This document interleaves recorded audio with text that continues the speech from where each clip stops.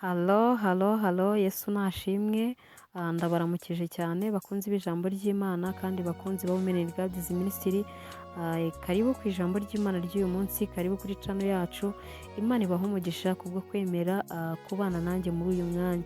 Ijambo ry'Imana ry'uyu munsi turarisanga muri Yesaya ni ibice 60. Turasoma umurongo wa mbere tugeze ku murongo wa gatatu.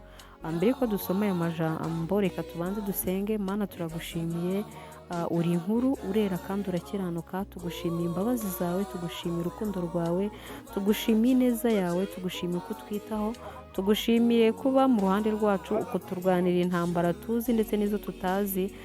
Izina ryawe rishyirwe hejuru. Mana yacu nziza rero tugushimiye umwanya, tukweretse ijambo tugiye kwiga. Reka ubane natwe, duhe kumva icyo umwuka wawe wera tubwira. Kandi Uwiteka Nyiringabo Imana, ijambo ryawe nibwo buhanuzi bw'ukuri. Reka ufite amatwi yumve icyo uvugana nawe. Urakoze, nuha umugisha umuntu wese uteze amatwi kandi uri kureba iri jambo. Ni mu izina rya Yesu mbisabye nizeye, amen amen. Bakunzi banjye, ijambo tugiye gusoma riri kuri page ya 705. Turasoma icyo gice cya mbere, Yesaya ibice 60 umurongo wa mbere tugeze kwa gatatu. Dusimbuke dusome n'umurongo wa 22. Reka dusome. Byuka urabagirane kuko umucyo wawe uje, kandi ubwiza bw'Uwiteka bukaba bukurasiye. Dore umwijima uzatwikira isi, umwijima w'icuraburindi uzatwikira amahanga, ariko Uwiteka azakurasira kandi ubwiza bwe buzakugaragaraho. Amahanga azagana umucyo wawe, n'abami bazagusanga ubyukanye kurabagirana. Amen. Katwongeraho umurongo wa 22 uravuga ngo umuto azabwira abemo igihumbi, uworoheje azaba ishyanga rikomeye.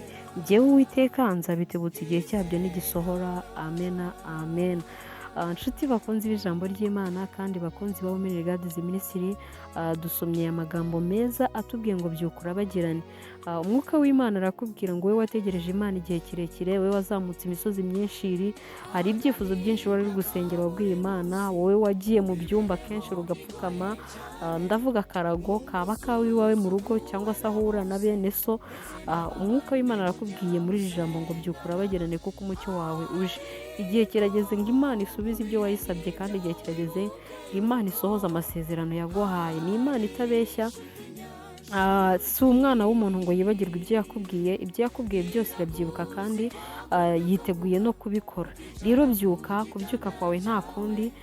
Kubyuka kwawe ni ugukomeza inzira yo gusenga. Kubyuka kwawe nyine ni ukongera kwambara imbaraga mu bicuku bya mu gicuku, ukaba amaso ugasenga ngo kuko umucyo wawe uje kandi ubwiza bw'Uwiteka bukaba bukurasiye. Amen. Ijambo ry'Imana riragusezeranyije ngo umucyo w'Uwiteka urakurasiye, kuko umucyo w'Uwiteka uzanye ibisubizo ku buzima bwawe. Benshi bazabireba bamenye neza ko ari Imana ibaye mu ruhande rwawe. Benshi bazabireba bamenye neza ko ari Imana igusubije. Haleluya. Kandi ijambo ry'Imana riratubwiye ngo amahanga azagana umucyo wawe, n'abami bazagusanga ubyukanye kurabagirana.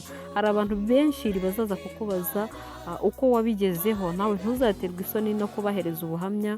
Ubatekereza imirimo y'Imana ku buzima bwawe, ubatekerereza ineza y'Imana, ubatekereza iby'imbaraga zayo, ubatekerereza igihe wari uri mu butayu ndetse n'uko Imana yagukuye mu butayu ikaguha gucyanika. Haleluya.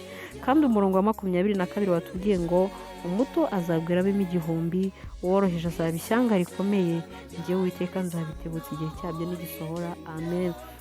Imana irakubwiye ngo umuto muri abo ngabo bategereje Imana, Imana ije kumwagura abemo igihumbi, ndetse uwagaragaraga nk'uworoheje Imana ije kumugira ishyanga rikomeye. Amen.